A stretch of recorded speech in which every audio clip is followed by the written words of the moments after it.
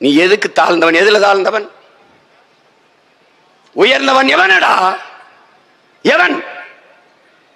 உன் ரத்தம் வேர்வையாக சிந்தி நீ கண்ணு மொழி புதுங்க கண்ணச்சதை தொங்க வேர்வை உப்பெல்லாம் வேர்வை உடம்பெல்லாம் உப்பாக பூக்க காலில் வெடிப்பு வெடிக்க நீ வெம்பாடுபட்டு உழைத்து கொடுக்கிறதை தின்கிறவன் உயர்ந்தவன், உழைக்கிற நீ தாழ்ந்தவன் என்றால் அண்ணல் அம்பேத்கர் சொன்னதை உன் ஆள் மனதில் எழுதி வை. என்னை அடிமை என்று அடிமைப்படுத்த நினைத்தால் உன்னை அழித்து ஒழிப்பதை தவிர எனக்கு வேற வழி இல்லை என்பதை நீ புரிஞ்சுக்கணும். நீ எதுல தாழ்ந்து போனாய்? எதில் தாழ்ந்தவன்? பண்பாட்டிலா, அறிவிலா, உழைப்பிலா? எதில் தாழ்ந்தாய்? எதில் தாழ்ந்தாய்? உனக்கு வேண்டியது உளவியல் விடுதலை. கையிலே விலங்கு வெட்டி எறியலாம், காலிலே விலங்கு கலட்டி எறியலாம், ஆனால் உன் சிந்தனையில் விலங்கு. அதுதான் இவ்வளவு பிரச்சனை. அப்ப நீ என்ன பண்ணணும்? ஆக சிறந்தவன். அந்த எண்ணம் உனக்குள்ள வரணும். தாத்தா ரெட்டமலை சீனிவாசன் சொன்னதை என்னரும் தம்பிதங்கள் படிச்சுக்கணும். எந்த சொல் இழி சொல் என்று உன் மீது சுமத்தப்படுகிறதோ அந்த சொல்லை எழுச்சி சொல்லாக மாற்றாத வரை உனக்கு விடுதலை இல்லை. பிறப்பின் அடிப்படையிலே பேதம் கற்பிக்கிற வர்ணாசிரம தர்ம கோட்பாட்டுக்கு எதிராக புதிய ஒரு கோட்பாட்டை உருவாக்கி கொள்ளாத வரை உனக்கு விடுதலை இல்லை. நீ உயர்ந்தவன் தாழ்ந்தவன் என்று பாகுபாடு பாராட்டுகிறானா? அந்த கோட்பாட்டை அடிச்சு நொறுகுடா. உனக்கு எத்தனை பாட்டு, எத்தனை பாட்டு? சிவாக்கியர் பாடுறார், பறச்சியாவது எதடா பணத்தியாவது எதடா இறைச்சி தோல் எலும்புல இலக்கமிட்டு இருக்குதோங்கிறான். இறைச்சி தோல் எலும்புல எழுதியிருக்காடா, இந்த சாதிக்காரன் எலும்பு, இது இந்த சாதிக்காரன் நரம்பு என்று. சாதி இரண்டொழிய வேறில்லை சாற்றுங்கால் நீதி வலுவா நெருமுறையில். இட்டோர் பெரியோர் இடாதார் இழிகுலத்தோல் மேதினியில் இட்டோர் பெரியோர் இடாதார் இழிகுலத்தோர் பட்டாங்கில் உள்ளபடி என்று அவை பெருமாட்டி பாடுகிறார். நீ சாதி இரண்டொழியன்னு என்ன கருதிக்கிட்ட? ஆண் ஜாதி பெண் ஜாதி இல்லை, அது பாலியல் வேறுபாடு.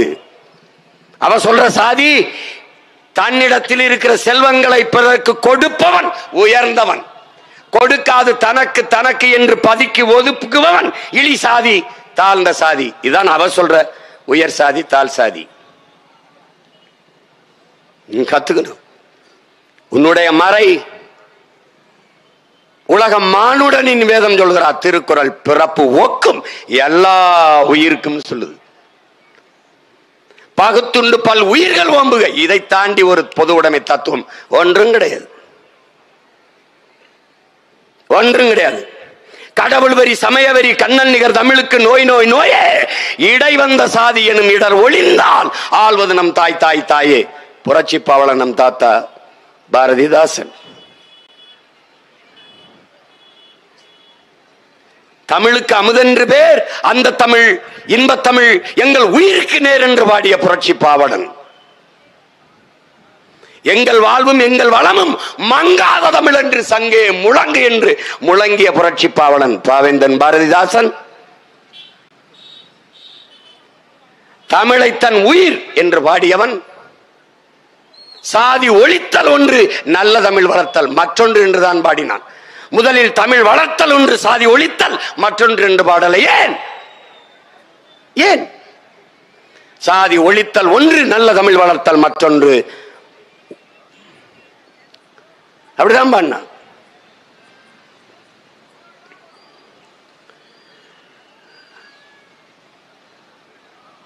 அப்ப சாதி ஒழிப்பு தான் சமூக ஓர்மை, தமிழ் சமூக ஓர்மை. சாதிய பிணிப்பற்ற தோலே நல்ல தண்டமிழ் வாளை தூக்கும், சாதி பிணிப்பற்ற ஏரி நல்ல தண்டமிழ் நீரை ஏற்கும்ங்கிறான். அதை என்னிலும் இளைய என் தம்பி தங்கைகள் அறிந்து உணர வேண்டும்.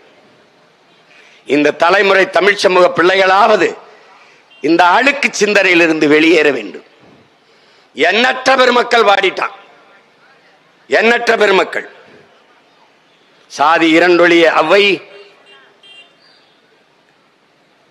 சாதிகள் இல்லையடி பாப்பா. பாரதி பாடியிருக்கலாம். சாதிகள் இல்லையடி அப்பா, சாதி இல்லை தாத்தா, சாதி இல்லை பெரியம்மா, சாதி இல்லை அம்மா என்று பாடியிருக்கலாம். ஆனால் அவன் அடுத்த தலைமுறை பிஞ்சுகளின் நெஞ்சிலே இந்த சாதியை நஞ்சு விழுந்து விடக்கூடாது என்று சாதிகள் இல்லையடி பாப்பா, குலத்தாழ்ச்சி உயர்ச்சி சொல்லல் பாவம், நீதி உயர்ந்த மதி கல்வி, அன்பு நிறைய உடையோர் மேலோர்னா. யாரு உயர்ந்த சாதிங்கிறான்? அன்பு நிறைய கொண்டவன் எவனோ அவனே உயர்ந்தவன்கிறான். சாதிகள் இல்லையடி பாப்பா என்று பாடிய பாரதியை இவன் பாப்பான் என்று கற்றுக் கொடுத்தது திராவிட திருவாளர்கள். அறிவார்ந்த தமிழ் சமூக தம்பி தங்கைகளே, இதை நீங்கள் புரிந்து கொள்ளணும். எல்லா நம் முன்னவனும் இந்த சாதிய நஞ்சு மரத்தை வேறறுக்க வேரோடு வெட்டி சாய்க்க போராடி இருக்கான். அதில்தான் நம்முடைய தாத்தா கலிய பெருமாளும் நம்முடைய அண்ணன் தமிழரசனும் சாதிய வேறுபாடு பாகுபாடு இன்றி தமிழ்ச்சங்கம் என்று ஓர்மைப்படுகிறதோ ஒன்றிணைகிறதோ அன்றுதான் அரசியல் வலிமை பெறும், அதிகாரத்திற்கு சென்றடையும், அதிகார வலிமையை பெறும் என்றவர்கள் அறிந்து உணர்ந்ததால் தமிழ்ச்சங்க ஓர்மைக்கு பாடுபட்டார்கள். இந்த நாட்டில் சாதி ஒழிப்பு சமூக நீதியெல்லாம் பேச அருகதை வைத்திருந்தவன் ஒருத்தன் நம் தாத்தா கலிய பெருமாள் அவர்கள் தான். தன் மகளை பெற்ற மகளை படையாச்சி தாத்தா பாறையர் ஒருவரை தேடி போய் தன் மகளை திருமணம் செய்து கொடுத்தவன் இந்த மண்ணிலே நம்முடைய தாத்தா கலிய பெருமாள் மட்டும்தான். அவன் பேசலாம் சமூக நீதியே, சாதி ஒழிப்பு, சமூக நீதி, அவன் பேசலாம். அவன் இல்ல, அவன் பேரை நான் பேசுறேன். அதேதான் அண்ணன் தமிழரசன் முன்னெடுத்தார். இந்த இருவரும் தலைவர்களின் கனவை நிறைவேற்றிய தலைவனின் மகன் என்கிற முறையிலே இந்த மண்ணிலே நிற்கிறேன். ஈழத் தாயகத்திலே நீ எந்த சாதியாவும் இரு, என் கோடு என் நாடு, தமிழீழ மண்ணுக்குள் எவர் வந்தாலும் தமிழனாக வர வேண்டும், தமிழ் தாயின் பிள்ளையாகத்தான் உள்ள வரணும். அப்படிதான் படையை கட்டினான். அதனாலதான் அவ்வளவு பெரிய ராணுவத்தை எதிர்த்து வெறும் 20,000 வீரர்களை வைத்து 35 ஆண்டுகள் சண்டை போட முடிந்தது பிரபாகரனால் என்றால் ஒருமை, ஒற்றுமை. 500 சிங்கள வீரனுக்கு ஒரு தமிழ் மறவனை நிறுத்தினான் என்றால் ஒற்றுமை. நீ என்னவா இரு, என் கோட்டுக்குள்ள என் நாட்டுக்குள்ள வந்தா தமிழ, அப்படிதான் வரணும். இன்னைக்கு அங்குலமா உங்க மகன் வளர்றேன். ஆனால் ஒரு நாள் இந்த பிள்ளைகளை விட்டால் உங்களுக்கு நாதி இருக்காது, ஒண்ணும் இருக்காது. வீட்டுல போய் மல்லாக்கப்படுத்தி யோசிச்சு பாரு, உனக்கு என்ன இருக்குன்னு. படிக்க கல்வி இருக்கா, படிச்சா வேலை இருக்கா, குடிக்க நீர் இருக்கா, சுவாசிக்க நல்ல காற்று இருக்கா, அந்த காற்று தூய காற்று தானா, நீ குடிக்கிற நீர் குடிக்கிற தன்மையோடு இருக்கா, சாப்பிடுகிற உணவு நஞ்சில்லாமல் இருக்கா, என்ன இருக்கிறது, என்ன வச்சிருக்க, உனக்கு நிக்க இடம் இருக்கா, இது உன்னுடைய பூமி தானா, படிச்சா வேலை இருக்கா, ஒண்ணும் கிடையாது. இந்த அரசியல் உனக்கானதா, இந்த நாட்டில் இருக்கிறது ஆளுகிற அதிகாரம் உனக்கானதா? இல்லை, இல்லை.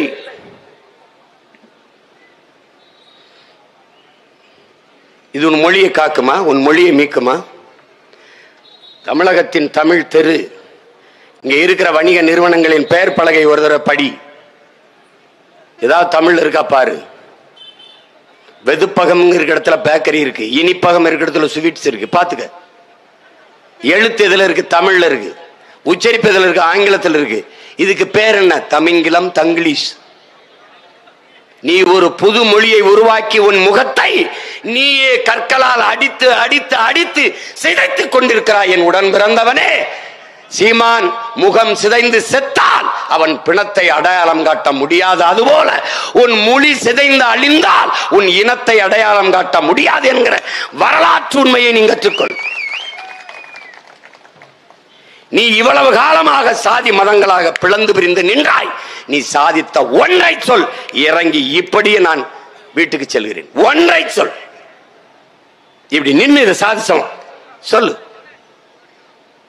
சொல்லு, ஒன்னு சொல். தமிழன் எவன் வந்தாலும் சாதி கேட்கிற, தமிழன் இல்லாத யார் வந்தாலும் அப்படியே தலைமை ஏற்கிற. உனக்கிட்ட இருக்கிற நோய், இந்த நோய்க்கு எந்த மருத்துவரும் மருந்தளிக்க முடியாது. நீயே சாப்பிட்டு திருந்திக்கிட்டா தான். உன் முதுகுல ஒட்டி இருக்கிற சாதி அழுக்கை நான் சொருண்டி கழுவினால், சொரிந்து கழுவினால், தேய்ச்சி கழுவினால் கோபம் வரும். நீயே தேய்ச்சி கழுவிக்க. உன் முதுகுல இருந்தா கழுவிடலாம். உன் மூளைக்குள்ள படிந்து இருக்கிற அழுக்கு, அதுல இருந்து வெளியில வா. எல்லாம் சரி, அப்புறம் சாதி வாரி என்ன சொல்ற? சாதிய ஒழிக்க இருக்கிற கடைசி கருவியே சாதி வாரி கணக்கெடுப்பு எடுத்து இடஒதுக்கீடு கொடுக்கறதா. நீ எப்படி ஒழிப்ப சீமான்? எல்லாருக்கும் உண்டானது எல்லோருக்கும் கிடைத்து விட்டால் அதான்டா சமூக நீதி. எல்லாருக்கும் உண்டானது எல்லாருக்கும் கிடைச்சிருச்சுன்னா ஏன் போட்டி? ஒரு எளிய கோட்பாடு என் உடன் பிறந்தவர்களே.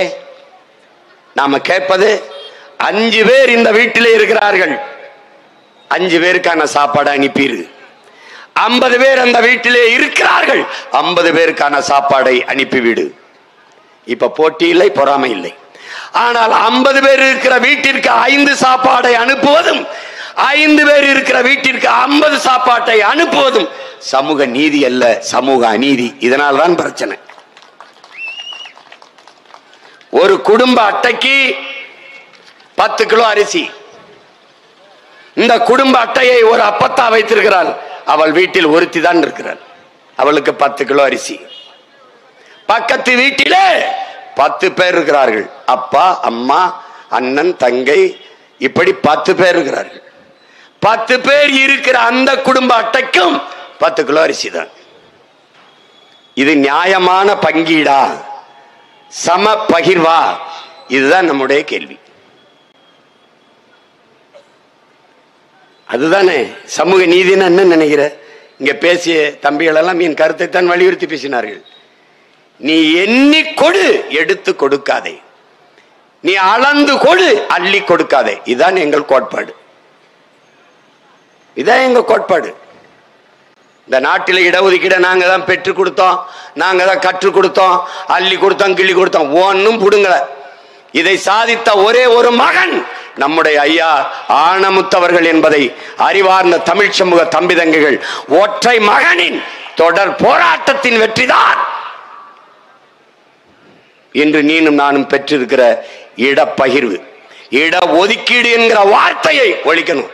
இட பங்கீடு, இடப்பகிர்வு என்றுதான் அதை பயன்படுத்தணும். நீ எதுக்கு என்னை ஒதுக்குற?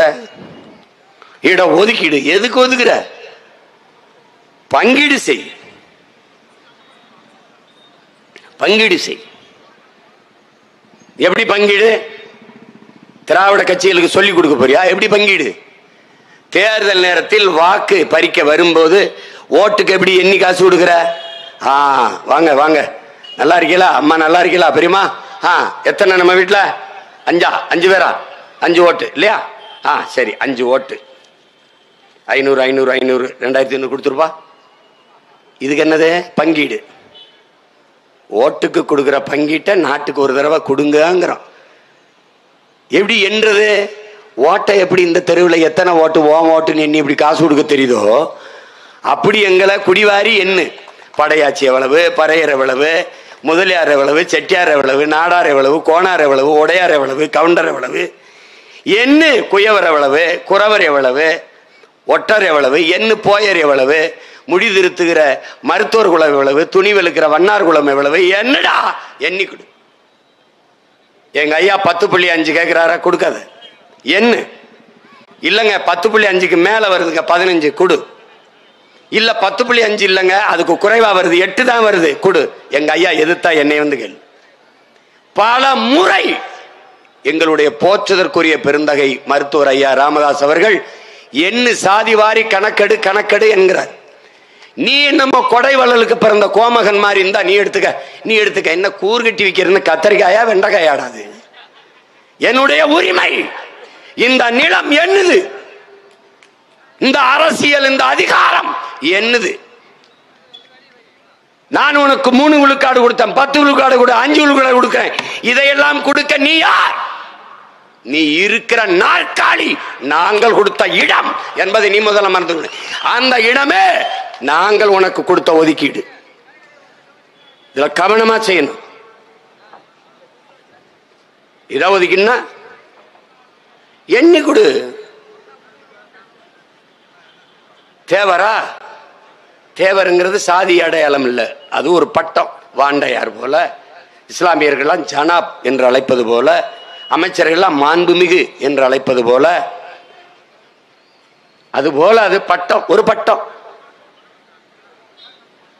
அதற்குள்ள இருக்கிற குடி பிரிவு என்பது கள்ளர், மறவர், அகமுடையோர். இப்ப என்ன செய்ய? கள்ளர் எவ்வளவு என்ன, மறவர் எவ்வளவு என்ன, அகமுடையர் எவ்வளவு என்ன, அதுக்கப்ப இடஒதுக்கீட கொடு. கவுண்டரா என்ன, அதுக்கு ஏற்ப கொடு. 1.5 கோடியா எண்ணி கொடு, 1 கோடியா அதுக்கு தக்கன பிரிச்சு கொடு. ஆனா நீ எந்த வழியில் நீங்க சமூக நீதியை பேசுகிறீர்கள்? நாட்டிலே ஒவ்வொரு சாதிக்கும் எவ்வளவு, எத்தனை அமைச்சர்? அறிவார்ந்த தம்பி தங்கைகளே, நாட்டிலே ஒவ்வொரு சாதிக்கும் எத்தனை அமைச்சர்? ஆனால் ஒரே வீட்டிலே 2 அமைச்சர். அப்பா முதலமைச்சர், மகன் ஒரு விளையாட்டுத்துறை அமைச்சர், நாளை துணை முதலமைச்சர். ஒரே வீட்டிலே 2 அமைச்சர். நாட்டிலே ஒவ்வொரு சாதிக்கும் எத்தனை அமைச்சர்? எண்ணி பார்த்துக்க. இங்க எங்க சமூக நீதி, சரியான பிரதிநிதித்துவம் எங்கே இருக்கிறது?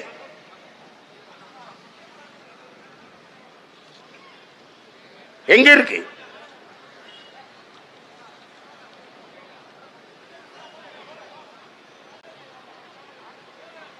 தம்பி தம்பி உங்களுக்கு என்ன தம்பி பிரச்சனை? உங்களுக்கு என்ன பிரச்சனை? இங்க நிக்கிறவங்களால உங்களுக்கு பிரச்சனை இருக்கா? உங்களுக்கு பிரச்சனை இருக்கா தம்பி? பிறகு எதுக்கு நீங்க பேசிட்டே இருக்கீங்க? என்ன உங்க பிரச்சனைன்னு சொல்லுங்க. நிக்கிறவனால உங்களுக்கு என்ன பிரச்சனை? போக்குவரத்து இடையூறு இருக்கா? இடையூறு இருக்கா? பின்ன உன் மகனுக்கும் மகளுக்கும் தான் நான் பேசிட்டு இருக்கிறேன். உங்க பிள்ளைக்கும் சேர்த்தா நான் பேசிட்டு இருக்கிறேன். தேவையில்லாம பேசிட்டு அவன் நின்று கேட்டு போறான். அமைதியா இருக்கான்ல. மற்ற கட்சியில மாதிரி குடிச்சு விட்டு கல்ட்டா பண்ணிட்டு இருக்கானா? இல்ல பேசிக்கிட்டு இருக்கும்போது அங்க 3 சீட்டு விளையாடிட்டு இருக்கானா? என்னது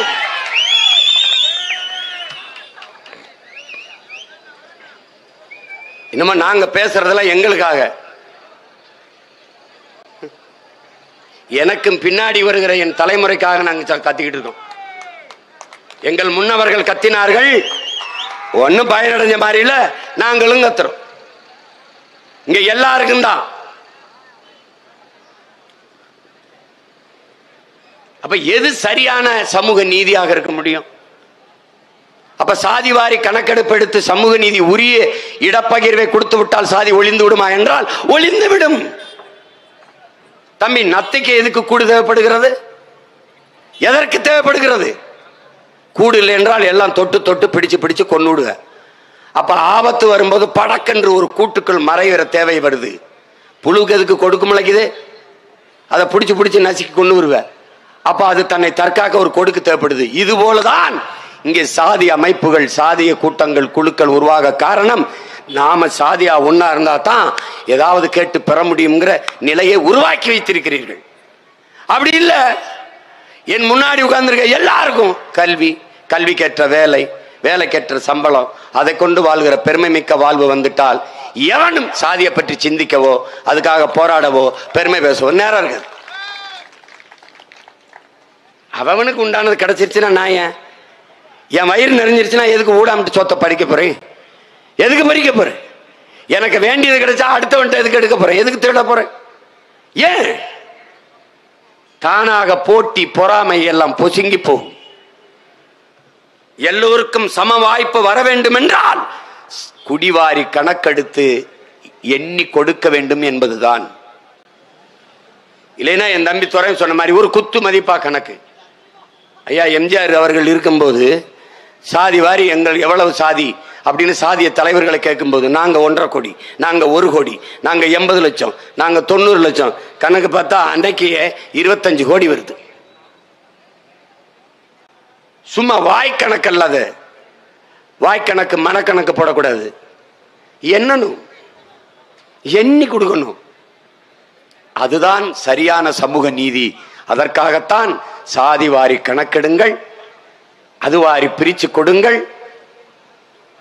சமூக நீதியை நிலைநாட்டுங்கள் என்று சொல்றோம். வெற்று வார்த்தையாக சமூக நீதி, சமத்துவம், சகோதரத்துவம் என்று பேசிக்கொண்டு திராவிட கட்சிகள் இருக்குமே ஒழிய ஒருபோதும் கணக்கு எடுக்காது.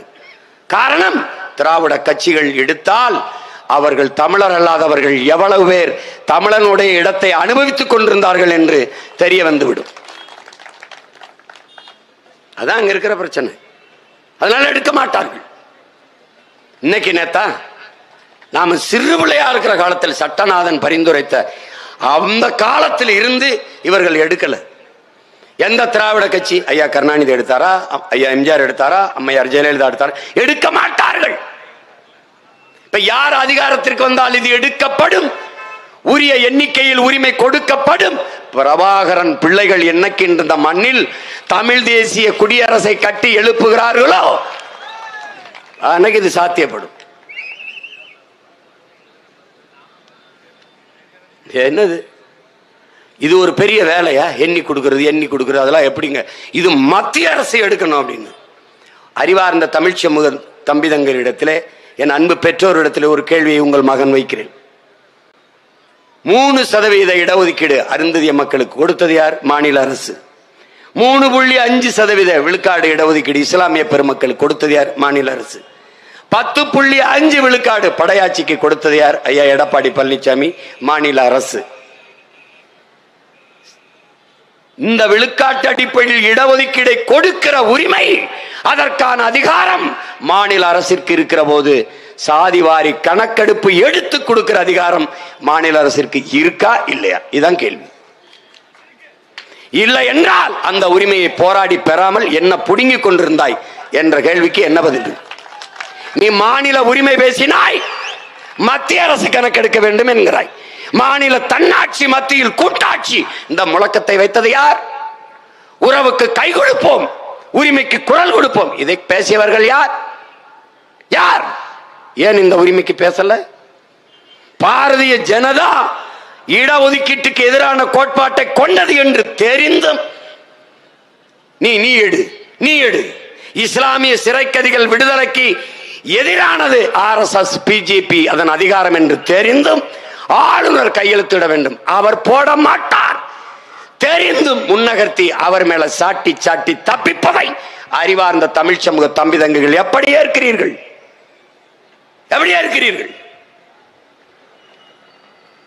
நிதிஷ்குமாரால முடியும், உங்களால் முடியாதா? அது வழக்காகி தடை வெட்டப்பட்டிருக்கு. ஏன்? அவன் ஒரு உச்ச வரம்பு வச்சிருக்கான், ஒரு மார்ஜின், ஒரு எல்லை, 50 விழுக்காடு அப்படின்னு. ஆனால் அவர் 63 விழுக்காடு போயிட்டார். 63 விழுக்காடு கொடுத்துட்டார். அதனால அது செல்லாதுங்குது. ஆனால் அவர் அதை ஏற்க தயாரா இல்லைங்கிறது. உச்ச நீதிமன்றம் சொன்னது எல்லாத்தையும் நீங்க கேட்க போறியா? இல்ல மற்ற மாநிலங்கள்லாம் கேட்டிருக்கா? தங்கைகளே, காவிரியில் தமிழர்களுக்கு உரிய நீரை கொடு உச்ச நீதிமன்றம் கேட்டதா? கர்நாடகா. முல்லை பெரியாற்று அணை பாதுகாப்பாக இருக்கிறது, தமிழர்களுக்கு உரிய நீரை பங்கிட்டு கொடுங்கள் உச்ச நீதிமன்றம் கேட்டதா? கேரளா. நீட்டு தேர்வை எழுதலாம் உச்ச நீதிமன்றம் கேட்க போகிறதா தமிழ்நாடு?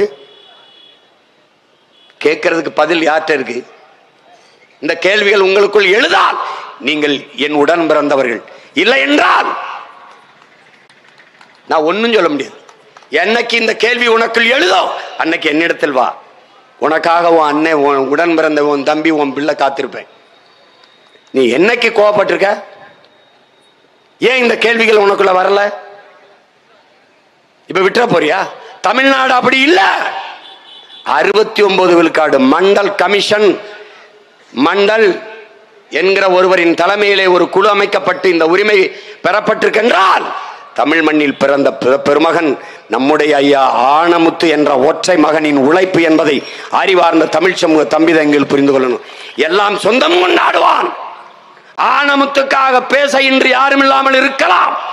பேசியவர், பாராட்டியவர் எங்கள் ஐயா மருத்துவர் ராமதாஸ் அவர்கள். அவர் பாராட்டு கூட்டம் போது முன் இருக்கையிலே இருந்து கைதட்டியவன் இந்த மகன் சீமான் என்பதை நீங்கள் கவனத்தில் வைத்துக் கொள்ள வேண்டும். பட்டாடை போர்த்தி மாலையை அணிவித்து அந்த பெருந்தகையை பாராட்டிய மகன் எங்கள் ஐயா ராமதாஸ் அவர்கள். அவருக்கு தெரியும். இப்ப ஒரு 10.5 தந்தாலே தான் சொல்ல, என்ன எண்ணி கொடு. நீ ஏமாத்திக்கிட்டு இருக்க, பூச்சாண்டி கட்டிக்கிட்டு இருக்க. நீ 10.5 இங்க பாரு, இதெல்லாம் எடுத்து வச்சிருக்க. என்ன அண்ணன் பார்த்து படிக்குதுன்னு சும்மா வாய்க்கணக்கா சொல்றேன்னு நினைச்சிடக்கூடாதுல்ல. எவன் எவ்வளவு அனுபவிக்கிறான்ட்டு. அதுல பாரு ஒரு ஆட்சியில் அந்த பாரு வந்திருக்கு பாரு 10.5 படையாட்சிகளுக்கு எங்க ஐயா ஒரு தடவை சொல்லிட்டாருங்க கோவத்துல, உனக்கிட்ட உன்கிட்ட நான் இதெல்லாம் செஞ்சு கொடுன்னு கேட்கணுமா? 10.5 எனக்கு கேவலம் வெக்கமா இருக்குதுன்னு. 10,000 பேர் இல்லாத ஒரு சாதி எங்களை இத்தனை வருஷமா ஆண்டுகிட்டு இருக்கீங்கன்னு வச்சிட்டாரு. அதுக்கு எவனோ ஒருத்தனை விட்டு தகவல் அறிவு உரிமை சட்டையில் நாங்க எடுத்து சட்டத்தில் எடுத்து நாங்க சொல்றோம் 10.5 விட அதிகமா படையாட்சியில் அனுபவித்துக் கொண்டிருக்கிறார்கள். நாங்க ஆர்டிஐல கேட்டோம், கேட்டு நாங்க சொல்றோம். உங்களை அவர் ஏமாத்துறாரு. 14 விழுக்காட்டுக்கு மேல படையாட்சியில் அனுபவித்துக் கொண்டிருக்கிறார்கள் தகவல் அறிவு உரிமை சட்டம் சொல்லுதுன்னு. இந்த பாருங்க இருக்கு பாருங்க. என்னுடைய தம்பி மகிழன் தன் வலைவெளியில போட்டிருக்கான், எடுத்து பாருங்க. வலைவெளியில இந்த பாருங்க. அதுல 2008 திருச்சியை சேர்ந்த ஓய்வு பெற்ற துணை கலெக்டர் துணை மாவட்ட ஆட்சியர் முத்தையன் டிஎன்பிசி இடம் அந்த வன்னியர்களுக்கு எத்தனை பணியிடங்கள் ஒதுக்கப்பட்டன என்று ஆர்டிஐ மூலம் கேட்டதற்கு அது தகவலை தர மறுத்து விட்டது. இப்ப எங்களை சேர்ந்த ஒருவர் என் தம்பி அறிவன் இந்த உண்மையிலே வன்னியர்களுக்கு 10.5க்கு மேல பயன்பாட்டில் இருக்கா, இடஒதுக்கீடு இருக்கா, 14 விழுக்காடு இருக்கா அப்படிங்கிற தகவல் அறிவு சட்டையில போட்டு கேட்டதுக்கு இந்த தகவலை நீங்க யாருக்கும் கொடுத்தீங்க. அப்படி யாருமே கேட்கல. நாங்க எந்த தகவலையும் நாங்க யாருக்கு அனுப்பலைன்னு தகவல் அறிவு உரிமை சட்டம் சொல்லியிருக்கு. அப்படின்னா அது எந்த தகவல் அறியத்திலிருந்து நீ எடுத்து நீ ஒரு அதிகாரத்தில் இருக்கிற நீ எப்படி பொய்யா பரப்புற? ஒரு சமூகத்தை, தமிழ் சமூகத்தின் பெரும்பான்மை தமிழ் சமூகத்தை எப்படி ஏமாத்துற நீ? தொழில்துறை அமைச்சர், தமிழ்நாட்டின் தொழில்துறை அமைச்சர், முதலமைச்சர் 2 பேரும் சேர்ந்து 10 லட்சம் கோடி அந்நிய முதலீட்டை கொண்டாந்துருக்கோம். அதை வச்சு 31 லட்சம் பேருக்கு வேலை வாய்ப்பை கொடுத்துருக்கோம்னு நீங்க 2 பேரும் பேசிட்டே இருக்கிறீங்க. இப்ப நான் இதே தகவல் அறிவு உரிமை சட்டத்துக்கு கேட்டிருக்கேன், உண்மையிலே 10 லட்சம் கோடி உள்ள வந்திருக்கா, அதுல 31 லட்சம் பேருக்கு வேலை வாய்ப்பு கொடுத்துருக்கலான்னு. இல்லைன்னு சொல்லிடுச்சு. அடுத்த நாள் உங்க மேல வழக்கு போடுவேன். சொல்லு, ஏன் போய் சொன்ன? இது எவ்வளவு பெரிய ஏமாத்துங்க, எவ்வளவு பெரிய ஃப்ராடு, அயோக்கியத்தனம். தகவல் அறிவு சட்டம் சொல்லிடுச்சு 14 விழுக்காட்டுக்கு மேல படையாட்சி அனுபவிக்கிறது. நீ உண்மை பேசுற, எங்க ஐயா போய் பேசுறாரு. அப்படித்தானே? அப்படித்தானே? ஏமாற்று. அருந்ததிய மக்களுக்கு உள்ஒதுக்கீடு அவர் எங்க அண்ணன் அதியமான் ஆதித்தமிழர் இயக்கத்தினுடைய தலைவராக இருக்கிறாரு. அவர் இந்த அருந்ததிய சமூகத்தில் ஒரு தலைவர். அவர் சொல்றாரு பாருங்க, நாங்கள் தனி ஒதுக்கீடு தான் கேட்டோம், தனி இட ஒதுக்கீடு தான் கேட்டோம், உள் ஒதுக்கீடு கேட்கல. தம்பி நல்லா விளைஞ்சுக்கணும். SC ST scheduled tribes scheduled caste பழங்குடி மக்களுக்கும் ஆதி தமிழ் குடிகளுக்கும் 18 விழுக்காடு போராடி பெற்று தந்த பெருமகன் யார்? நம்மையா தான். ஒற்றை மகனாக ஊரா போய் எல்லா மாநில முதலமைச்சர்கள், எல்லா மாநில தலைவர்கள், எல்லா அரசியல் கட்சி தலைவர்களையும் சந்தித்து பேசி பல காலங்கள் இவர்களைப் போல பெரிய செல்வன் தான், கோடீஸ்வரன்லாம் கிடையாது. ஒரு ஜிப்பா, ஒரு கருப்பு துண்டு, ஒரு செருப்பை போட்டுக்கிட்டு போய் பேசி பேசி பேசி குடியரசுத் தலைவர் எல்லாத்தையும் பேசி அன்னைக்கு பிரதமராக வந்த ஐயா விபி சிங்கால் நிறைவேற்றப்பட்டது 69% மண்டல கமிஷன். மண்டல் தலைமையிலே ஒரு கமிஷன், ஒரு குழு அமைக்கப்பட்டதே ஆனமுத்து என்கிற மகத்தான பெருமகனின் போராட்டத்திற்கு கிடைத்த வெற்றி. அதில் பெற்ற உரிமை 18 விழுக்காடு தேவேந்திரர், பறையர் இவர்கள் எல்லாருக்கும், பழங்குடி மக்களான குறவர், ஒட்டர் எல்லாருக்கும், போயர் எல்லாருக்கும் சேர்த்து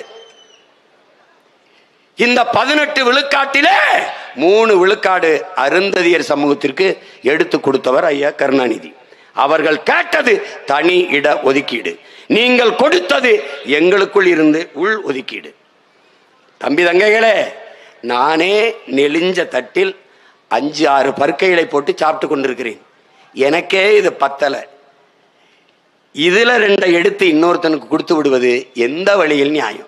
பக்கத்துல ஒருத்தன் சட்டியா ஆக்கி பிரியாணி தின்று இருக்கும்போது நான் இத்தனீன்னு ஒரு வேளை கஞ்சி நெளிஞ்ச தட்டில் போட்டு குடிச்சுக்கிட்டு இருக்கிறத எடுத்து இன்னொருத்தனுக்கு கொடுப்பதை எப்படி நீங்கள் சரியான பங்கீடாக பார்க்குறீங்க? எப்படி பார்க்குறீங்க? எங்கிருந்து கொடுக்குது? இங்கிருந்து தான் கொடுக்கணும்னா இப்ப பொருளாதார அடிப்படையில் பின்தங்கிய மக்களுக்கு 10 விழுக்காட்டை எங்கிருந்து எடுத்து கொடுக்கிறீர்களோ அங்கிருந்துதான் அருந்ததிய மக்களுக்கு நீங்க 3 விழுக்காடு இல்ல 15 விழுக்காடு வேணாலும் நீங்க அங்கிருந்தான் கொடுத்துருக்கணும். ஏன் கொடுக்கல? ஏன் கொடுக்கல? இந்தியா முழுமைக்கும் உள்ஒதுக்கீட்டுக்கு எதிரான போராட்டம், இந்தியா முழுமைக்கும் இடஒதுக்கீட்டுக்கு ஆதரவான நிலைப்பாடு போராட்டம். அருந்ததிய சொந்தங்களுக்கு நீங்கள் 3 கொடுங்கள், 6 கொடுங்கள், 10 கொடுங்கள், அவர்களுக்கான இடஒதுக்கீட்டை ஏற்கிறோம், இடப்பங்கீட்டை ஏற்கிறோம். அவர்கள் உரிமைக்காக நாங்கள் உயிரை கொடுத்தேனும் போராடி பெற்றுக் கொடுக்க அவர்கள் உடன் நிற்கிறோம். ஆனால் எங்களுக்குள் இருந்து எடுத்துக் கொடுப்பதை ஏற்க முடியாது. ஏனென்றால் நாங்களே பாதிக்கப்பட்டவர்கள். நீங்கள் அப்படி கொடுத்த நீங்கள் காலங்காலமாக ஒடுக்கப்பட்டு தாழ்த்தப்பட்டு வீழ்த்தப்பட்டிருக்க மக்களுக்கான உரிமையை கொடுக்க நினைத்த நீங்கள் பிசி எம்பிசி கோட்டாவில் இருந்து கொடுத்திருக்க முடியுமா? பதில் இருக்கா? முடியுமா?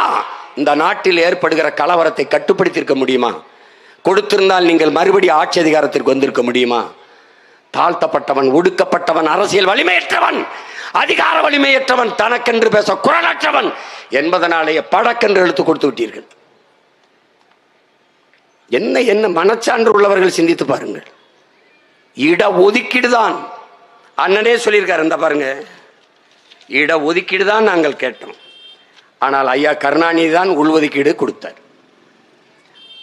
பின்னாடி அவர் சொல்றாரு, ஐயா கருணாநிதி அவர்கள் உடல் நலிவுற்று நலமில்லாமல் போய் மருத்துவமனையில் படுத்து விட்ட பிறகு ஸ்டாலின் அவர்கள் தான் சட்ட முன்வரவை சட்டசபைக்குள் கொண்டு வந்தார், எதிர்ப்பில்லாமல் சட்டம் நிறைவேறியது என்று. அன்னைக்கு இந்த உள்ஒதுக்கீடு கொண்டு வருகிற போது அந்த இடத்திலிருந்து அதை ஆதரிக்காமல் வெளியேறியவர் அண்ணன் புதிய தமிழகம் கட்சியினுடைய தலைவர் கிருஷ்ணசாமி அவர்கள் தான். பாருங்க, இதுல அவரே பேசினதை தான் வெளியிட்டு இருக்காங்க தம்பிகள். இதுல என்ன சொல்றதுக்கு இருக்கு உங்களுக்கு? ஒரு உதாரணத்துக்கு ஒண்ணு சொல்றேன் பாருங்க.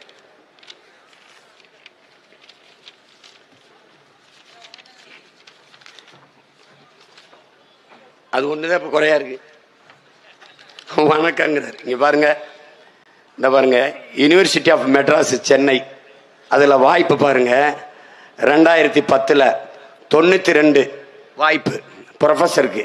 அது பாருங்க, இந்த வேலை வாய்ப்புல அதுல 20 எஸ்சி ஏ, அதாவது எஸ்சியில அருந்ததி இருக்கு 20 இடம், எஸ்சி பறையர் தேவேந்திரர் இருக்கு ஒண்ணுமில்ல முட்டை. இந்த பாருங்க இருக்கு பாருங்க தம்பி. இதில் நான் வாய் கணக்கா சொன்னா நம்ப மாட்டேன், எல்லாம் எடுத்துட்டு வந்திருக்கேன். இந்த ஸ்டாலின் மாதிரி பார்த்து படிக்கிறேன்னு நினைச்சுக்கிறாத, இதை நான் பார்த்து படிச்சாதான் நீ நம்புவ. இங்க இரு. அதுக்கப்புறம் மதுரை காமராஜ் யூனிவர்சிட்டி மதுரை, நல்லா கவனிச்சுக்க. அது 2010 7-10 2010 25 இடம், அதுல 6 இடம் அருந்ததி இருக்கு. ஒரு முட்டை பறைய இருக்கு, தேவேந்திரர் இருக்கு, குறவர் இருக்கு, எல்லாம் பார்த்துக்க நீ மற்றவனுக்கு. இதுல என்னன்னா 18 விழுக்காட்டுல 3 விழுக்காடு அவங்களுக்கு போயிருது, மீதி 15 விழுக்காடு தான் நமக்கு. அந்த 15 விழுக்காடை வைத்திருந்தும் நீ முட்டை தான். அந்த முட்டையை கூட பொறிச்சு சாப்பிடலாம், இதை ஒன்றும் புடுங்க முடியாது. ஒன்றும் புரியுதா? அதுக்கப்புறம் திருவள்ளுவர் யூனிவர்சிட்டி வெள்ளூர், அதுல 28/12/2010 6 வாய்ப்பு. அதுல 3 அருந்ததிய சமூகம், 2 அருந்ததியர், மற்றவர்கள் ஒன்றும் இல்லை. யாரு? ஆதி தமிழ் குடிகள், பறையரும் ஒன்றும் இல்லை, தேவேந்திரருக்கு ஒன்றும் இல்லை. அதுக்கு பாரதிதாசன் யூனிவர்சிட்டி திருச்சி, அது 2010 பார்த்துக்க 12 இடம் பாரதிதாசன் யூனிவர்சிட்டியில், அதில் 3 அருந்ததியர், நமக்கு மற்றவர்களுக்கு பறையர் தேவேந்திரர் முட்டை. அதே மாதிரி மதுரை காமராஜ் யூனிவர்சிட்டி மதுரை 2010 15 இடம், அதில் 2 அருந்ததியர். இப்படி எல்லாமே 3 விழுக்காடை வைத்திருக்கிற அவர்கள் பெற்ற இடத்தை இந்த ஆதி தமிழ் குடிகள் பறையர் தேவேந்திரர் பெறல. அப்ப 3 விழுக்காடு வச்சிருக்கிற அவர்கள் 17 விழுக்காடு வாய்ப்பை பெறுகிறார்கள், 17 இடத்தை பெறுகிறார்கள். மீதி 15 இடத்தை வைத்திருக்கிற இவர்கள் 14 இடத்தை தான் பெறுகிறார்கள். இதுதான் ஆபத்து. அப்ப என்ன? அவர்களுக்கும் வாய்ப்பை கொடுங்கள். இப்ப அருந்ததியருக்கு 3 விழுக்காடு கொடுத்துருக்குங்க, என்னங்க? ஒருவேளை 6 வந்தா 6 கொடுங்க. ஆனால் எனக்கு இருந்து எடுத்து கொடுக்காதீங்க. அவன் வச்சிருக்கான்ல 100 லட்டுல 80 லட்டு வச்சிருக்கான்ல, அவன்கிட்ட எடுத்து கொடுங்க. அவன்கிட்ட எடுத்து கொடுங்க. அதுக்கு சட்ட போராட்டமா அரசியல் போராட்டமா அதை செய்வோம். எங்கிருந்து கொடுப்பான்? வகுப்பில் முன்னேறிய வகுப்பினர் பொருளாதாரத்தில் பின்தங்கியவர்கள் என்று 10 விழுக்காட்டு இடஒதுக்கீட்டை எங்கிருந்து கொண்டு வந்து கொடுத்தார்களோ அங்கிருந்துதான் அதை எடுத்து கொடுக்கணும், வாங்கி கொடுக்கணும். அதை செய்யல. இது ஏன் நீங்க பேச மறுக்கிறீங்கன்னு கேளுங்களேன். கேளுங்க.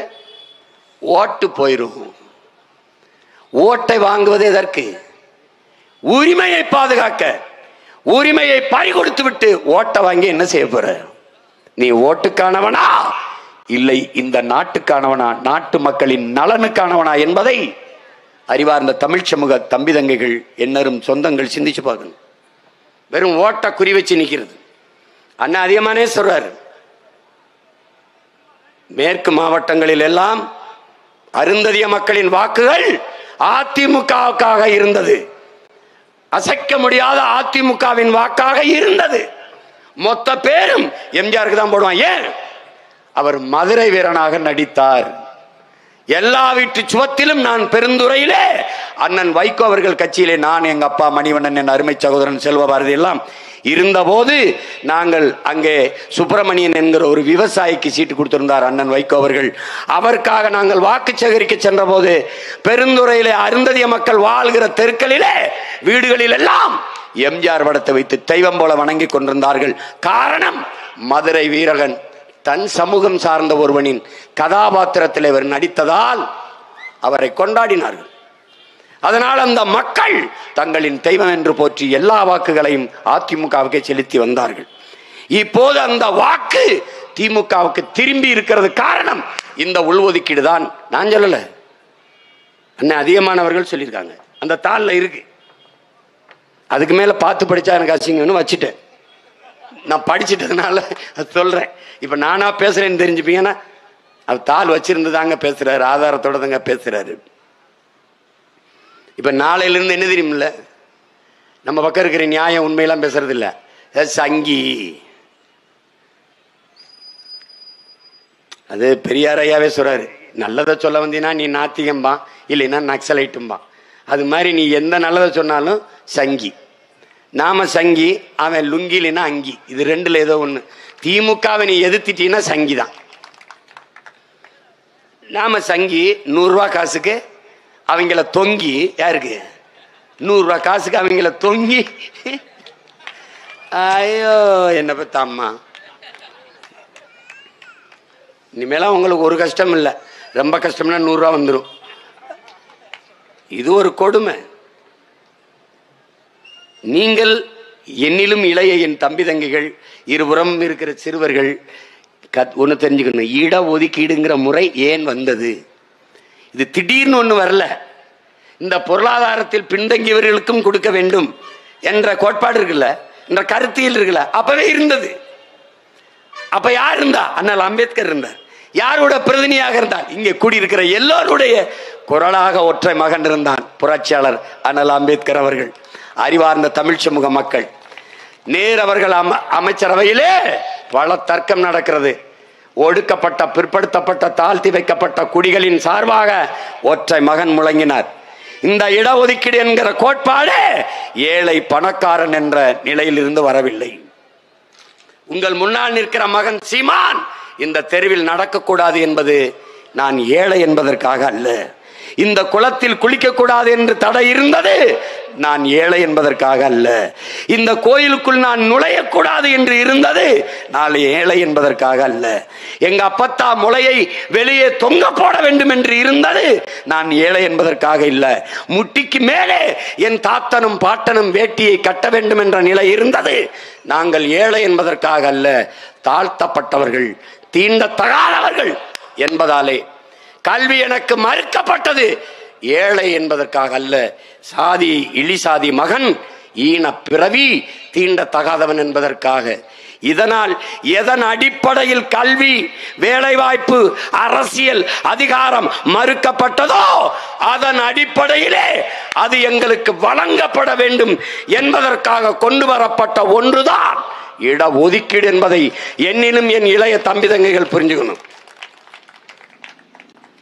நீ பஞ்சாயத்துனா என்ன என் தம்பி தங்கைகளே? என்னை ஒருவன் செருப்பால் அடித்து விட்டான், பஞ்சாயத்து கூடியிருக்கு, அதுக்கு என்ன தண்டனை? என் செருப்படுத்து அவனை ஒரு தடவை அடிக்கிறது தான், அதான் சரியான நீதி. நீ என்னை செருப்பால் அடித்து இழிவுபடுத்தினாய், அதே செருப்பால் ஒரு தடவை உன்னை அடிச்சு இப்படிதான்டா எனக்கு அவமானமா இருந்தது என்று காட்டுவதான்.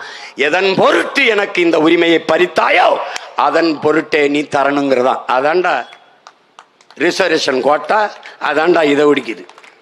நீ ஏழை பணக்காரன் இல்லை. என்னரும் தம்பி தங்கைகளே, எனதருமை பெற்றோர்களே, ஏழையாக இருக்கிற சீமான் நாளை அதானி அம்பானியாக மாறிவிட முடியும். பொருளாதார அளவுகோல் மாறும்.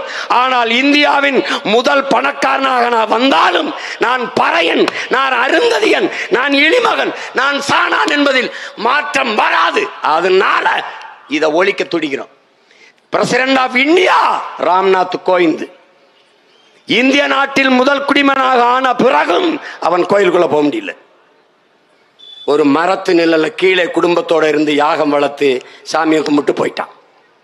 அப்ப பிரசிடென்ட் ஆஃப் இந்தியாவானது புடுங்கிறதுக்காடா? எங்கடா ஒளிஞ்சிச்சு உன் சனாதனம்? எங்கடா வந்தது சமத்துவம்? எங்கடா வந்தது சகோதரத்துவம்? அன்டச்சபிலிட்டிஸ் கிரைம்னு போஸ்ட் கார்டில் எழுதி வச்சு புடுங்கிறதுக்காடா எழுதி வைக்கிற? எதுக்கு? தீண்டாமை மிகப்பெரிய பாவம் என்று பாடத்தில் எதுக்குடா கற்பிக்கிற? எங்கடா இது? எங்க இது? பறையன் தொட்டு கொடுத்த காசை வாங்காம போய்வியாடா? பரதேசி பழம் வாங்கி நல்லா மடிச்சு சட்டைகளை வச்சுக்கிறீல்ல? சொல்லு. நான் உழைச்சி விளைய வச்ச கத்தரிக்காய் இனிக்குது, வெண்டைக்காய் இனிக்குது, நீயே விளைய வச்சு சாப்பிடு, ஒரு தடவை சாப்பிடு. அப்புறம் எப்படி இருக்கு? இன்னைக்கு president of India Draupadi Murmu, நாட்டின் முதல் குடிமகள். அதானி வீட்டில், அத்வானி வீட்டிலே படம் இருக்கு, தட்டி பரவாயில்ல. அத்வானி வீட்டில் மோடியும் அத்வானியும் உட்கார்ந்து பேசுறாங்க. 2 ஆண் மக்கள். அருமை தம்பி தங்கைகளே, அத்வானியும் மோடியும் பிரதமர் ஆஃப் இந்தியா, பிரதமர் நல்லா கவனிச்சுக்க, பிரைம் மினிஸ்டர் ஆஃப் இந்தியா இவர் அத்வானி, முன்னாள் ஹோம் மினிஸ்டர், துணை பிரதமராக இருந்தவர். உட்கார்ந்து நாட்டின் முதல் குடிமகள் திரௌபதி முர்மு அந்த ஓரத்தில் ஒரு மூலையில் கைகட்டி நின்று கொண்டிருக்கிறாள். ஆனால் இவர்கள் வெளியிலே வந்து கத்துவார்கள், என் தம்பி, என் தங்கச்சி, பாரதம் மாதா கி ஜெய். நாட்டின் முதல் குடிமகள் 2 ஆண்மகன் உட்கார்ந்துருக்கான், நின்றுகிட்டு இருக்காடா. என்னடா சமூக நீதி? எதுக்குடா இதை ஒடுக்கி கேட்டோம்? எதுக்கு கேட்டோம்? புதிய பாராளுமன்ற கட்டடம் திறக்கும் போது அவளை ஏன்டா கூப்பிடல? குடியரசுத் தலைவியே ஏன்? தீண்ட தகாதவள். கோயிலுக்குள்ள உள்ள போய் கும்பிடுறான்டா, கட்டையை கட்டி வெளியே நிக்க வச்சிருக்காண்டா முதல் குடிமகள். எங்கடா இருக்கு சமத்துவம்? இங்க ஏழை பணக்காரனடா, தாழ்ந்த சாதி உயர்ந்த சாதி, அதை நொறுக்கணும். அதுக்கு தான்டா இந்த போராட்டம். அதுக்கு தான். ஏழை ஏழை பணக்காரன் முடியாது. இளையராஜா, எங்க அப்ப இளையராஜாவை தாண்டி இந்த உலகத்தில் ஈடு இணையற்ற இசை மேதை கிடையாது. நான் ஆதாரத்தோட என்ன தர்க்கம் பண்ணி வெல்லா பார்ப்போம்.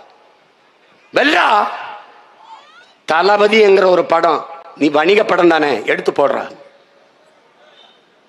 எடுத்து போடு. ஒவ்வொரு பாட்டு ஒரு மனிதன் மூளைக்குள்ள இத்தனை இசை வடிவம் உருவாயிருக்குன்னு உலகத்தில் எவனும் நம்ப மாட்டான். பால்மரியட்டு, பீத்தோவான், மொசாட்டு எல்லாரையும் கூட்டி வாடா. 2.5 மணி நேரம் படத்துக்கு பின்னணி இசை போட சொல்றான். எங்க அப்ப மாதிரி போட்டான், அங்க போயிடும்டா, போட்டு சொல்லு. ஒண்ணும் பண்ண முடியாது, ஒண்ணும் பண்ண முடியாது. ஈடு இணையற்ற இசை மேதை எங்கள் அப்பன் இளையராஜா. அவருக்கு ராஜ்யசபா மாநிலங்களவை உறுப்பினராக தேர்வு செய்கிறது பாரதிய ஜனதா. நாடும் ஏடும் செய்தி படித்தது என் அன்பு மக்களே, தலித்து ஒருவருக்கு கொடுத்திருக்கிறோம் என்று எவ்வளவு வலிச்சிருக்கும். அவன் சாதனைக்கு தரவில்லை, அவன் சாதிக்கு தந்தோம் என்று சொல்லுது. இதனாலதான்டா அவன் எவ்வளவு பெரிய உயரத்திற்கு நம்ம அப்பன் போய் சாதித்தும் அவன் மேல சுமத்தப்பட்ட சாதிய இழிவு ஒளியல. அதான்டா அதை ஒழிக்க போராடுறோம். இப்ப என்ன வழி? இதுக்கு இருக்கிற ஒரே வழி என்ன? தாத்தா ரட்டமலை சீனிவாசன் சொன்னதுதான். என்ன சொல்றாரு? இப்போ ஒருத்தன் சாதிய ஆணவத்தோடு திமிரோட ஒருத்தன் இந்த கூட்டத்துல யாரு பறையன் என்று கேட்டால் நான் தான். இப்ப என்னடா என்று கேளு, எழுந்து கேளு, எழுந்து கேளு. நீ எந்த சொல் இழி சொல் என்று உன் மீது சுமத்தப்படுகிறதோ அதை எழுச்சி சொல்லாக மாற்று, இல்லைன்னா உனக்கு விடுதலை இல்லை. பெருந்தலைவர் காமராஜர் நம் தாத்தன் முதுகுளத்தூர்ல உட்கார்ந்து பேசுகிறாரு. முதலமைச்சரா சீஃப் மினிஸ்டர் ஆஃப் தமிழ்நாடு, முதலமைச்சர், தமிழ்நாட்டின் முதலமைச்சர் உட்கார்ந்து பேசிக்கிறார். அங்க தண்டட்டி போட்ட ஒரு கிழவி, ஒரு அப்பத்தா வந்து இங்க ஏதோ சாணாப்பைய இருந்திருக்கணாமே, சாணாப்பைய எல்லாம் பக்கத்தில் இருக்க தலைவர்களா என்ன யார்ட்டு என்ன பேசிருக்கேன் இருந்தேன் போய் புறங்க என்ன ஆத்தா நான் தான் அந்த சாணாப்பைய எதுவும் வேலை இருக்கா சொல்லுங்க செஞ்சு கொடுத்துட்டு போறேன். அவ்வளவுதான். இல்லப்பா வெக்கப்பட்டு கிளம்பி போயிட்டா. இப்படித்தான் இன்னார் செய்தாரே ஒருத்தர் அவர் நானே நன்மை செய்து விடல், அவ்வளவுதான். திருப்பி வந்து எதுக்கு யாரு சாணாப்பைய நான் தான் சாணாப்பையன்னு போயிட்டா, இதுக்கு போய் சத்தத்தை போட்டு பிரச்சனையை உண்டு பண்ணிட்டு இருக்கா, அவ்வளவுதான். அவ்வளவுதான். இன்னைக்கு உண்மையில தமிழன் என்றாலே இழி சொல்லா சுமத்தப்படுது. நிமிருடா, ஆம் நாங்கள் தமிழர்கள் என்று நிமிருடா. உலகெங்கும் போ. இஸ்லாமியன் என்றால் தனி சோதனை, தமிழன் என்றால் தனி சோதனை. எல்லா விண்ணூர்தி நிலையத்துக்கும் போய்ப்பார். ஏன் நம்மை தீவிரவாதி பயங்கரவாதி என்று பார்க்கிற போக்கை உலகம் முழுமைக்கும் கட்டமைச்சு வச்சிருக்கான். நம்மை போல மானுட நேயம் உயிர்மை நேயம் கொண்டவன் ஒருவனும் இல்லை. அண்டை அயலானுக்கும் அன்பு காட்டு நபிகள் நாயகம். அடுத்தவன் பசியோடு இருக்கும்போது உண்ணாதே நபிகள் நாயகம். தன்னை போல் புறரையும் நேசி இயேசுகிறான். என்ன கொண்டு வந்தாய் கொண்டு செல்ல கிருஷ்ண பரமாத்மா. நம்முடைய மூதாதை மாயோன் மேய காடுரை உலகு செவியன் மேய மைவரை உலகு. அந்த மாயோன் என்ன கொண்டு வந்தாய் கொண்டு செல்ல அப்படின்னா அர்த்தம்.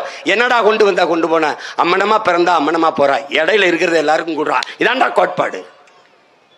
செல்வத்தின் பயனே ஈதல், ஈதல் இசைபட வாழ்தல், அது வல்லது ஊதியம் இல்லை உயர்வுக்கு. தமிழன் மறைமொழி வேதம். இதை கற்றுக்க. இப்ப புரிஞ்சுக்க எதுக்காக இடஒதுக்கீடு கொண்டு வரப்பட்டதுன்னு. எந்த சாதி இழிவை சுமத்தி எனக்கு கல்வி வேலை வாய்ப்பு மறுக்கப்பட்டது. படிக்க கூடாதுன்னா, படித்தால் நீ நல்ல செய்திகளை கேட்டா, வேதம் படிக்கும் போது கேட்டினா காதல ஈயத்த காட்சி ஊத்தனம்னா, நீ படிச்சிட்டினா படிச்சுட்டு வேலைக்கு போக கூடாது. செருப்பு தைக்கிற மயன் செருப்பு தான் தைக்கணும், துணி வெளுக்கிற மயன் துணி தான் வெளுக்கணும், பானை செய்யற மயன் பானை தான் செய்யணும், பணம் ஏற மயன் பணம் தான் ஏறணும். இதெல்லாம் என்ன குலக்கு, இதைத்தான் செய்யணும், மாத்தி செய்யக்கூடாது. மீறி நீ படிச்சு வேலைக்கு வரணும்னு நினைத்தால் அடுத்த ஜென்மத்தில் வாயாலே தின்று வாயாலே மலம் கழிக்கும் வௌவால் முகம் கொண்ட மைத்ராச ஜோதிகன் என்கிற பேயாக பிறப்பாய். மனு தர்மம் எழுதி வச்சிருக்கு. எதுக்கு மனு தர்மத்தை எதுக்குற? இதுக்கு தான் எதிர்க்கிற. வௌவாலை பார்த்திருக்கியா? ஒரு கோரமா இருக்கும் அந்த முகம்.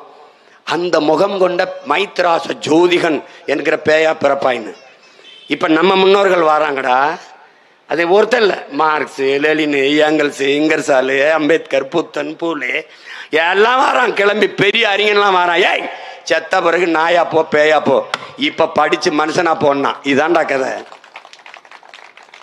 அத எல்லாரும் பேசுறான். படிக்காத ஒருத்தன் வந்தான், நம்ம தாத்தா காமராஜ். தெருவுக்கு தெரு பள்ளிக்கூடம் கட்டி படிக்க வச்சான். இவன் வந்தான், தெருவுக்கு தெரு குடிப்பவன் கட்டி குடிக்க வச்சான். ரெண்டு தாண்டா இது. இப்ப புரியுதா எதுக்கு இடஒதுக்கீடுன்னு?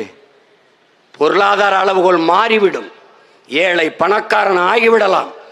ஆனால் எந்த உயரத்திற்கு போனாலும் நான் தாழ்ந்தவன் தான். இங்க பாரு, குடிச்சிட்டு வீதியில நின்று ஒருத்தன் கீழே விழுந்து வேட்டி சட்டெல்லாம் உறிஞ்சி விழுந்து பிறண்டாலும் அவன் உயர் சாதியா இருக்கான். நான் குடிக்க மாட்டேன், கட்டிய மனைவி தவிர வேற ஒரு பெண்ணை நினைக்க மாட்டேன், ஊழல் லஞ்சம் பெற மாட்டேன், ஒழுக்கமா இருப்பேன்.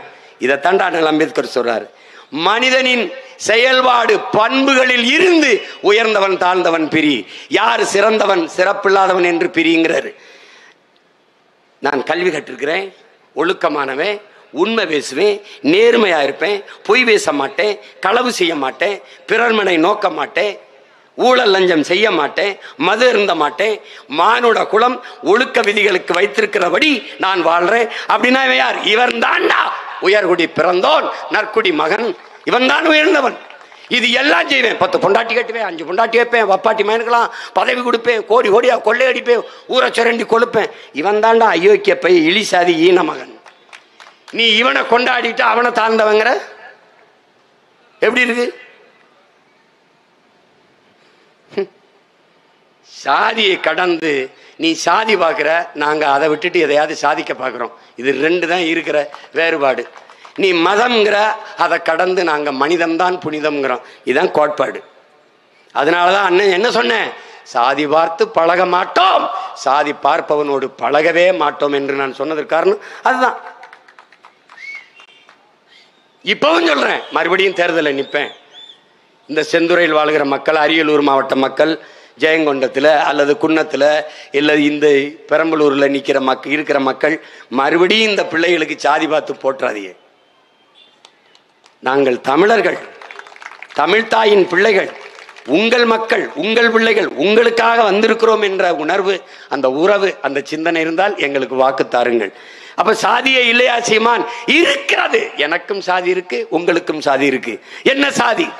என் செய்ய நினைத்தாய் விதியே விதியே, என் செய்ய நினைத்தாய் என் தமிழ் சாதியை என்று பெரும்பாவளன் பாட்டன் பாரதி பாடிய தமிழ் சாதி நம் சாதி என்று உறக்கச் சொல். எங்கள் சாதி தமிழ் சாதி. நாங்கள் ஒரு தாய் பிள்ளைகள், தமிழ் தாயின் பிள்ளைகள். என் மொழி ஒன்று, அவன் மொழி ஒன்று. என் உணர்வு, என் மொழி, என் கலை, என் இலக்கியம், என் பண்பாடு, என் இறை எல்லாம் ஒன்று. அவனும் நானும் ஒன்று. யாரு மேலே கீறினாலும் ரத்தம் ஒன்றுதான். ஆக மொத்தம் நீயும் நானும் 10 மாதம்தான். இதுதான் நாம் ஏற்றுக்கொண்டு இயங்க வேண்டிய தத்துவம். சாதி வாரி கணக்கெடுப்பு எடுத்து சமூக நீதியை நிலைநாட்டினா நிலைநாட்ட மாட்டார்கள். அதற்காக வேணும் அன்னை தமிழ் சமூகம் அரியணை ஏற வேண்டும். தமிழ் வாழ வேண்டும் என்றால் தமிழன் ஆள வேண்டும் என்கிற புரிதல் என்னிலும் இளைய என் தம்பி தங்கைகளுக்கு இருக்க வேண்டும். அதனால்தான் இந்த கோட்பாட்டை வலியுறுத்துகிறோம். சாதிவாரி கணக்கெடுப்பு எடுங்கள், குடிவாரி உரிய உரிமையை கொடுங்கள், சமூக நீதியை நிலைநாட்டுங்கள் என்று. இதனால்தான் சாதிவாரி கணக்கெடுப்பு சமூக நீதி என்ற தலைப்பிலே இந்த மாபெரும் பொதுக்கூட்டத்தை நாம் தமிழர் பிள்ளைகள் நடத்தி இருக்கிறார்கள். என்னிலும் இளைய என் தம்பி தங்கைகளே, எதிர்கால தமிழ் சமூகத்தை மாற்றி படைக்க காத்திருக்கிற இளைய தலைமுறை புரட்சியாளர்களே, என் உயிர் தமிழ் சொந்தங்களே, உங்கள் அனைவருக்கும் என் அன்பும் வணக்கமும். புரட்சி எப்போதும் வெல்லும். உங்கள் பிள்ளைகள் எங்களின் வெற்றி அதை சொல்லும். இலக்கு ஒன்றுதான், இனத்தின் விடுதலை. தமிழ்தாய் வாழ்க, தலைவர் பிரபாகரன் வாழ்க.